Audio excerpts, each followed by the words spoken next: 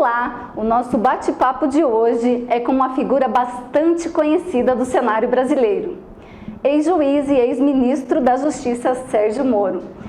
Ele ganhou notoriedade nacional e inclusive internacional pela sua atuação na Operação Lava Jato e virou um símbolo do combate à corrupção no Brasil. Sérgio Moro, bem-vindo, é um prazer recebê-lo. Muito obrigado, um grande prazer estar aqui em Marechal Cândido Rondon, falando com o presidente e falando com você, Ana Paula. Você chegou há pouco em Marechal, é a primeira vez que visita o município? Não, na verdade não. Eu tive algumas vezes aqui, uma das vezes eu vim como adolescente no Oktoberfest. Olha há só. Muito tempo atrás. Que curioso. Conhecer e tal. É uma época, sabe como é que é adolescente? Adolescente nunca tem dinheiro.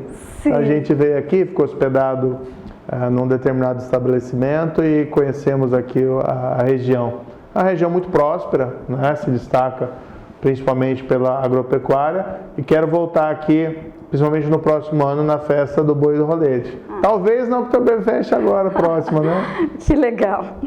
O senhor anunciou a sua pré-candidatura no último dia 12. Desde então, tem intensificado as andanças pelo Paraná. Qual tem sido a receptividade agora, o senhor como candidato oficial, né, nessa corrida eleitoral?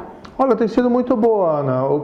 A minha percepção é a seguinte: o paranaense, ele reconhece, de certa maneira, o trabalho que a gente fez na Lava Jato como algo que não foi do juiz, não foi do procurador, não foi do policial. De certa forma, ele se reconhece naquele trabalho. Eu ouvi de muita gente a afirmação de que se a Lava Jato não tivesse começado no Paraná, ela não teria prosperado. E eu tenho certeza que foi aqui que a gente teve um ambiente cultural que propiciou que a gente conseguisse fazer com que a operação desse os seus primeiros passos. Porque toda hora tinha tentativa de obstrução da justiça, a toda hora a gente vê que a justiça às vezes é um pouquinho leniente em relação à criminalidade dos poderosos. Então, no Paraná foi o lugar certo para ela nascer. Até que chegou um momento que ela ganhou o apoio da opinião pública nacional e aí se tornou irrefreável. Nessas suas andanças de agora, nessa corrida, o que o senhor tem mais escutado dos eleitores, das lideranças, com os contatos que o senhor tem mantido a todo o território paranaense? A gente tem circulado para ouvir as pessoas. Essa é a parte até mais legal da política. Eu nunca fui político, né? Agora a gente está entrando na política, mas eu fui juiz 22 anos, depois fui ministro da Justiça. E a política envolve muito diálogo, muita conversa, tem muitos bastidores também. Esses bastidores são meio chatinhos. Mas essa circulação para conversar com as pessoas, ouvir o que elas têm a dizer, as demandas, as necessidades, conhecer melhor cada região do Estado, isso é muito positivo.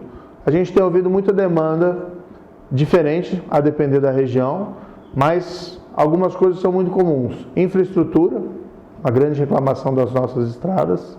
Saúde, grandes demandas relacionadas à saúde, até porque teve muita coisa que ficou represada por conta da pandemia, né, aqueles procedimentos seletivos, e tem um subfinanciamento da saúde que muitas vezes prejudica o atendimento da população. E o que eu vejo também, um desejo de retomada daquelas bandeiras da integridade, do combate à corrupção, da segurança pública. Então, é isso que a gente tem normalmente ouvido.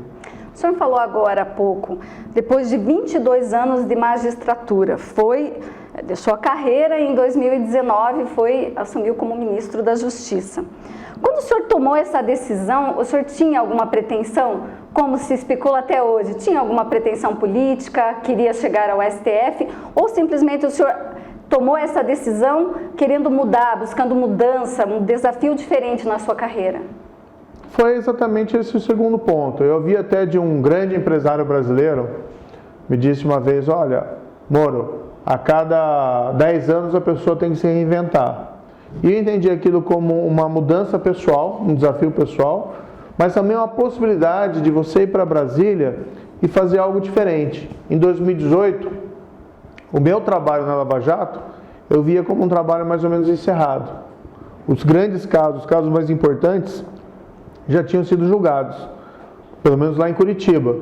E o grande desafio era o quê? A gente consolidar o combate à corrupção e a gente evitar o retrocesso. 2, eu queria levar a credibilidade construída no combate à corrupção, no combate ao crime organizado, na redução dos crimes violentos, que são bandeiras importantes também para o Brasil. Então, por isso que eu dei esse passo. Hoje muita gente pergunta, você se arrependeu? Não, não me arrependi, porque a gente conseguiu criar políticas públicas que fizeram grande diferença na segurança pública. A gente teve uma redução do número de assassinatos em 2019 de 22% em relação a 2018. Políticas como vigia, a Rede Nacional de Perfis Genéticos, o isolamento das lideranças do crime organizado, inverteram uma trajetória de crescimento dos crimes. É claro que, se você pergunta para as pessoas, ninguém está muito satisfeito com a segurança pública. Ela tem sempre que melhorar. Mas eu tenho certeza que a gente deu passos importantes ali em 2019. O que passa na sua cabeça depois de ter julgado processos importantes que foram anulados, em especial as condenações do Lula, que hoje é candidato a presidente da República e inclusive tem sido apontado na liderança das pesquisas? Olha, eu fiz a minha parte, então eu tenho a consciência tranquila. Eu apliquei a lei como juiz. Nunca foi nada pessoal. Agora, se alguém comete um crime, não importa se a pessoa é poderosa politicamente ou economicamente, ela tem que arcar com as consequências. É assim que você constrói um grande país. Ninguém pode estar acima da lei. O que a gente viu nos últimos anos foi uma reação política ao fim da impunidade e da grande corrupção. Porque isso é uma mudança muito significativa na vida institucional de um país. E a gente viu a reação. Infelizmente, essa reação ela veio dos três poderes, tá? Mas também veio do Poder Judiciário, em especial de parte do Supremo Tribunal Federal. Hoje, infelizmente, nós temos aí o Lula concorrendo. Eu acho que é um tapa na cara dos brasileiros que são contra a corrupção. Agora, isso deve ser encarado de qual forma? Nós vamos nos frustrar? Nós vamos ficar desapontados e vamos desistir da luta? Ou você vai pegar a bandeira de novo e vai reagir? E você vai levar isso para Brasília? Então, eu não sou pessoa, Ana, de desistir. Tá? Foram 22 anos de magistratura com desafios enormes. O pessoal fala muito da Lava Jato, mas eu tive processos contra a gente do crime organizado. Tive processos contra Fernandinho Beiramar. Tive o caso Banestado. E quando fui ministro da Justiça, a gente também não recuou dos desafios que a gente teve lá, inclusive esse isolamento das lideranças do crime organizado em presídios federais.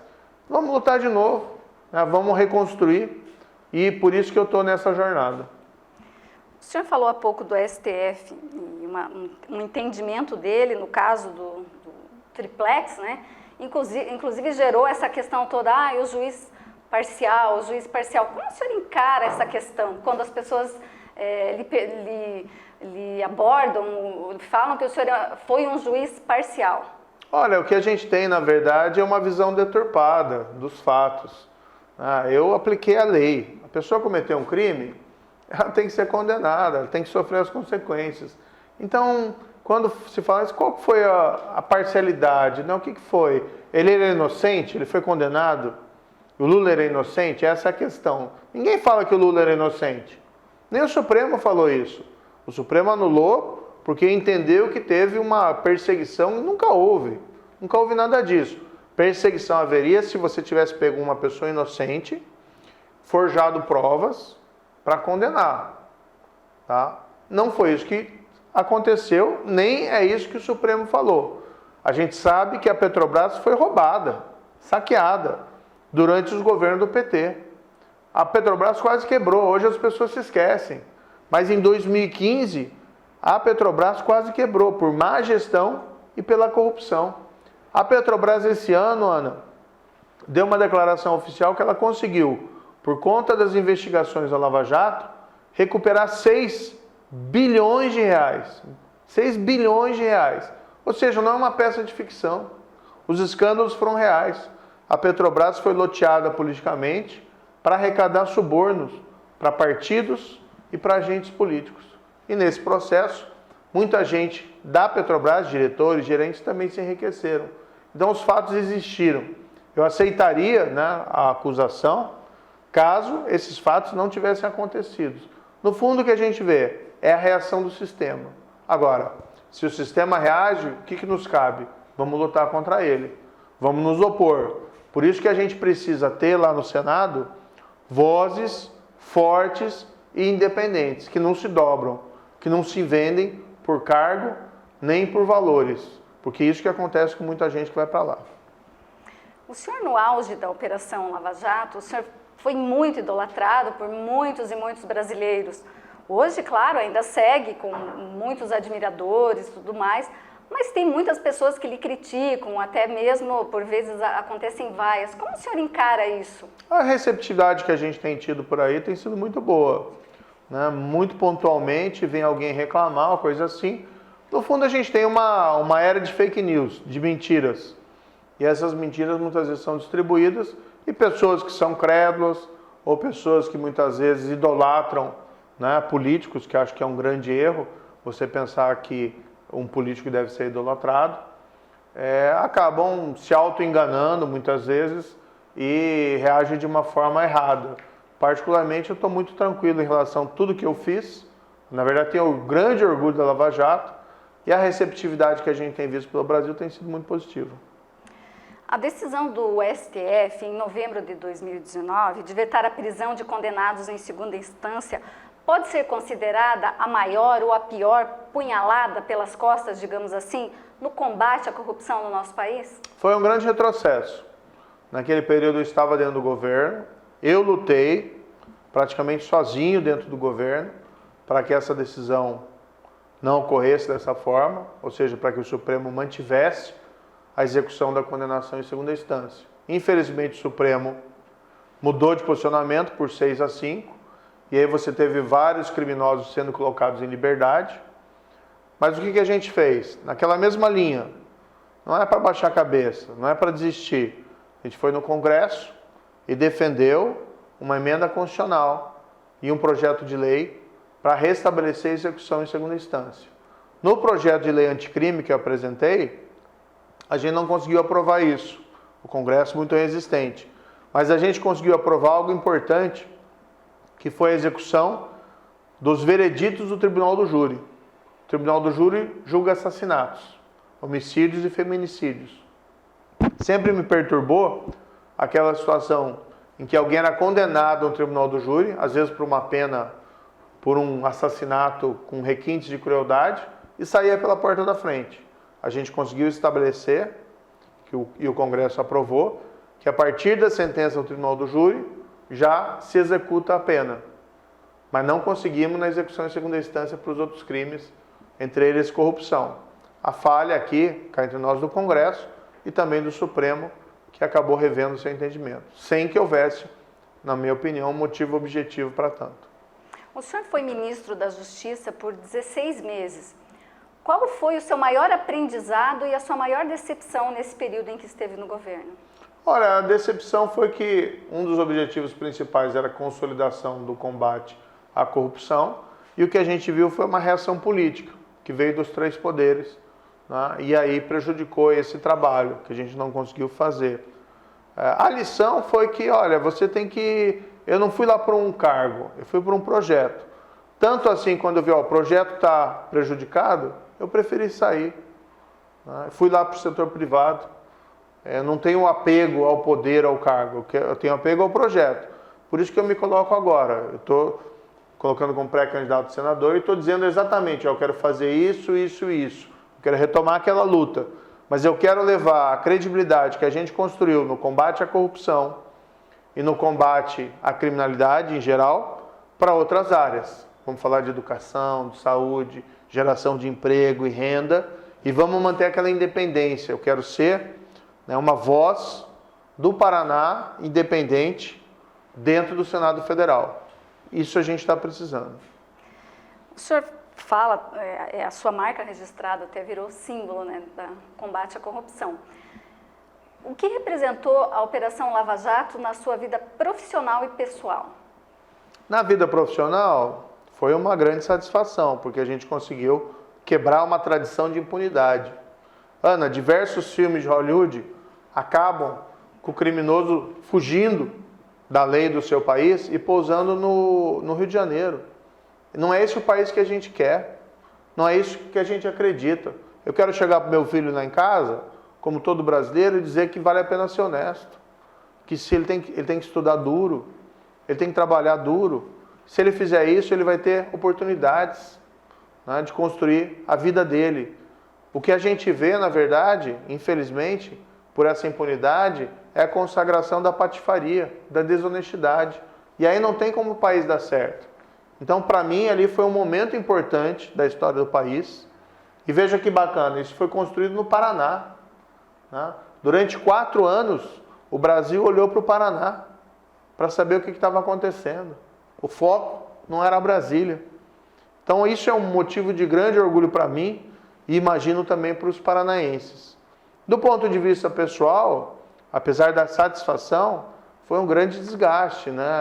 Em vários sentidos. Na verdade, eu falo brincando que desde 2014, né, você está numa roda viva que não para. É gratificante, mas é um pouco cansativo também. O senhor falava agora, né, do destaque do Paraná. O senhor é paranaense, nascido em Maringá, desenvolveu a grande parte da sua carreira profissional em Curitiba, onde o senhor reside. Por que buscar domicílio eleitoral em São Paulo? Eu sou pé vermelho, nasci em Maringá, tá? Meus pais são ponta-grossenses. Eu passei parte da minha carreira em Cascavel como juiz e resido em Curitiba há mais ou menos 20 anos. O que aconteceu quando eu saí do partido, do Podemos, porque foi me negado apoio para continuar ali na legenda presidencial, no União Brasil pediram para eu me filiar em São Paulo. Como tinha o projeto presidencial, né, e tinha a perspectiva de que, se não desse certo, inserir dentro do projeto do partido uma candidatura em São Paulo, eu acabei concordando. Mas o ponto é, quando houve a decisão pela minha permanência no Paraná, para mim aquilo foi ótimo. Tanto que a gente não recorreu, porque eu sempre preferi concorrer aqui pelo Paraná. Claro, sem nenhum demérito de São Paulo. Adoro São Paulo. Mas aqui realmente é onde eu nasci, onde eu constituí minha família. E o ponto principal, como eu já disse, aqui eu fiz o trabalho mais relevante da minha vida profissional, com o apoio dos paranaenses. Então estou muito feliz, na verdade radiante, de ter essa oportunidade de concorrer pelo Paraná. Esse fato do senhor ter se filiado lá em São Paulo e estar concorrendo pelo Paraná, há lideranças que dizem que deixam o senhor inelegível. Se é intriga da oposição ou não, a gente não sabe. Mas isso lhe preocupa de alguma maneira? Zero preocupação. Na verdade, tem muita gente que tem medo de disputar uma eleição. E aí o que acontece? Em vez de querer disputar no eleitor, né, convencer o eleitor, quer ganhar no tapetão. Eu estou absolutamente tranquilo em relação a isso.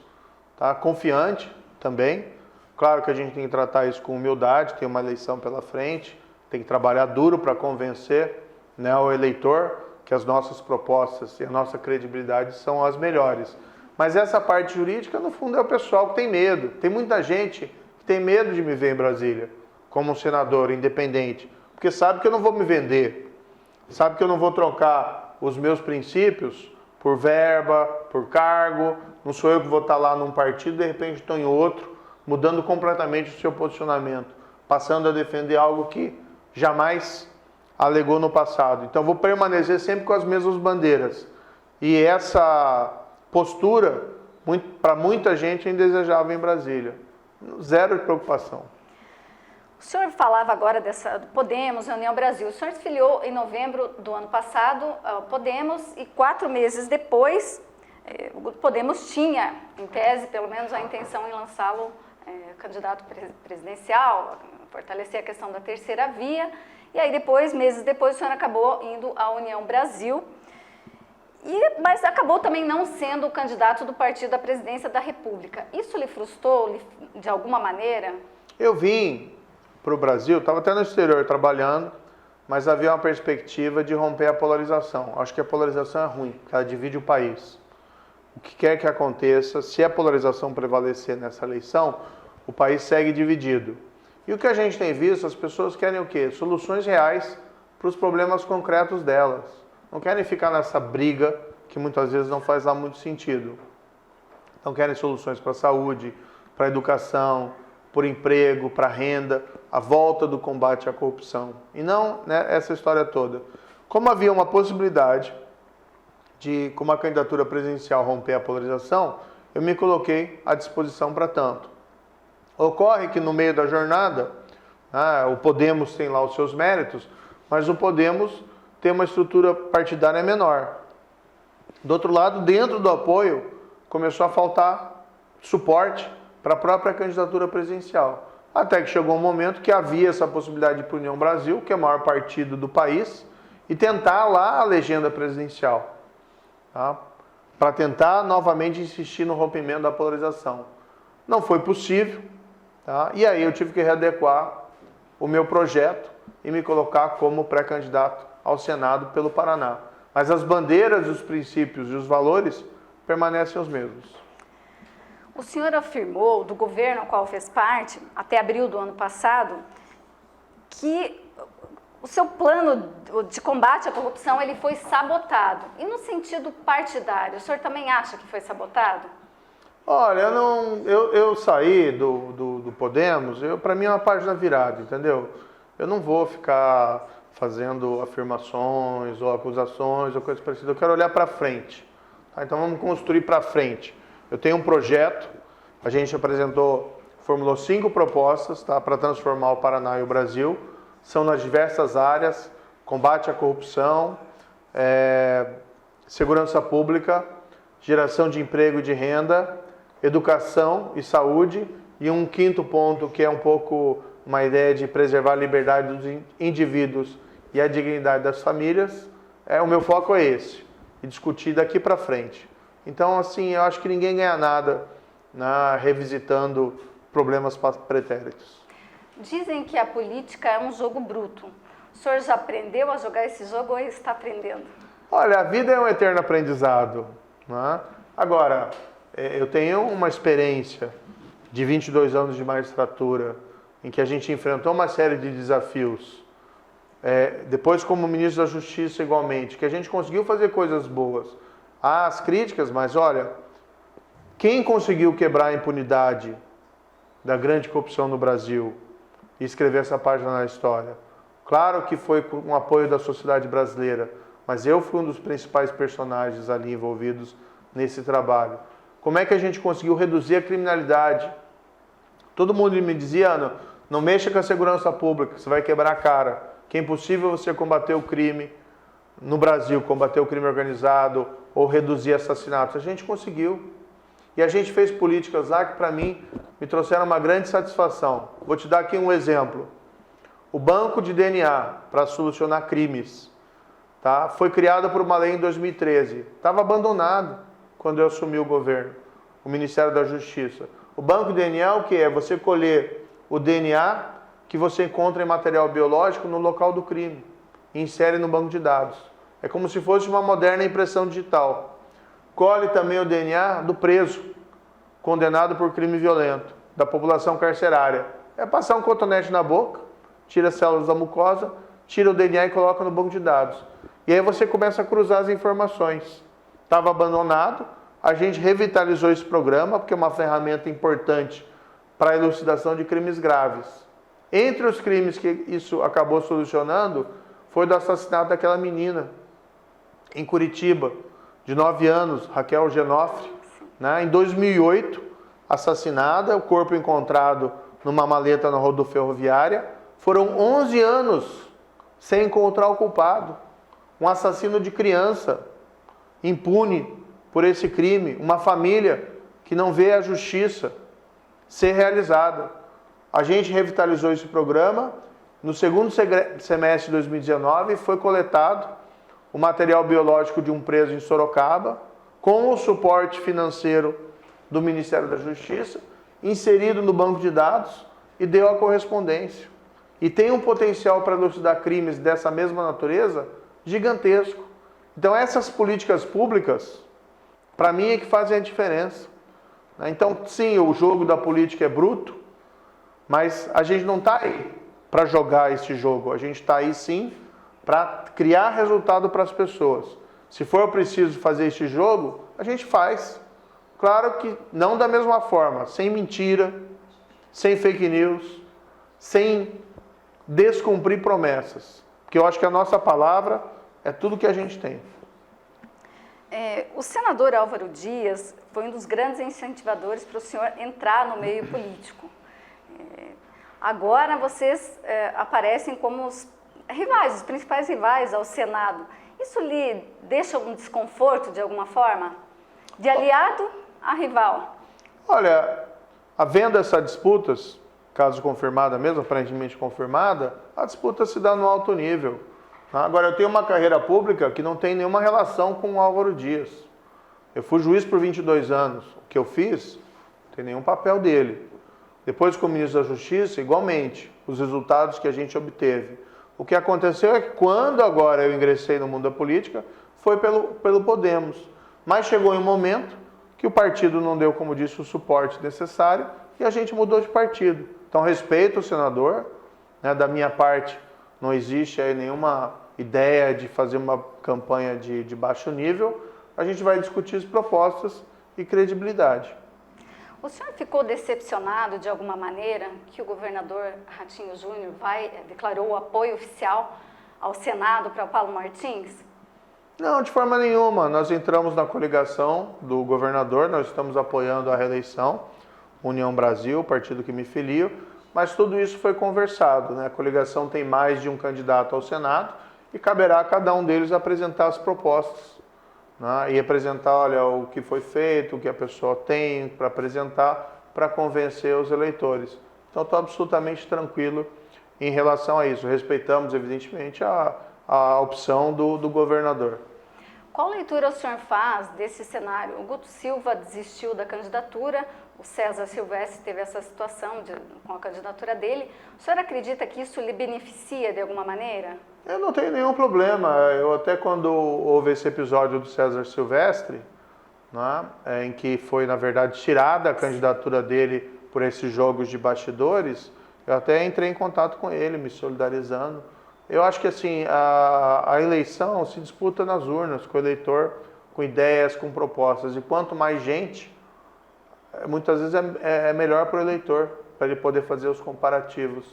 Então não é do meu feitio esse jogo de bastidores para tirar concorrentes, né? Não creio que me beneficia, nem me prejudica. Eu acho que são duas pessoas talentosas, tanto o Guto Silva como o César Silvestre. E uma pena que eles não estejam na contenda. Mas o que eu ouvi é que o César Silvestre vai impugnar judicialmente essa puxada de tapete que foi feita lá pelo PSDB Nacional contra ele. Em um eventual segundo turno entre Lula e Bolsonaro, é inevitável ele pedir. De que lado o senhor vai ficar? Olha, o União Brasil tem uma candidata, que é a Soraya Tronic, que é senadora pelo Mato Grosso do Sul. Então, o apoio que eu tenho no momento é para a Soraya, e só vou pensar em segundo turno quando chegar o segundo turno. Para encerrar, para finalizar, vou propor ao senhor, eu falo uma palavra, o senhor responde com uma palavra, ou no máximo com uma frase, a sua consideração a respeito. Sim. Brasil. Futuro. Paraná. Potencial para ser um grande estado desenvolvido. Política. Bem comum. Corrupção. Crime. Esperança. Esperança? Poxa, acho que nas crianças, né? Eu tenho meus filhos e sempre que eu vejo meus filhos eu tenho esse sentimento de que tem um futuro melhor por aí. Sonho. Sonho? Um país melhor, né? Com menos desigualdade, com mais oportunidade para todas as pessoas. Sérgio Moro, foi um prazer recebê-lo aqui, esse bate-papo. E desde já fica o convite para a próxima visita a Marechal para que venha nos visitar. Agradeço muito a sua presença, a sua participação. É isso. Obrigado, Ana. Foi um prazer estar aqui em Marechal Cândido Rondon. Mandar um abraço para todo mundo aqui. Devo voltar sim. Tá? Aliás, é um compromisso, né? O meu compromisso é ser um senador que eu tenho chamado de itinerante. Percorrer o estado e estar sempre em contato com as pessoas. Obrigada. Tá bom. O presente, você bem informado.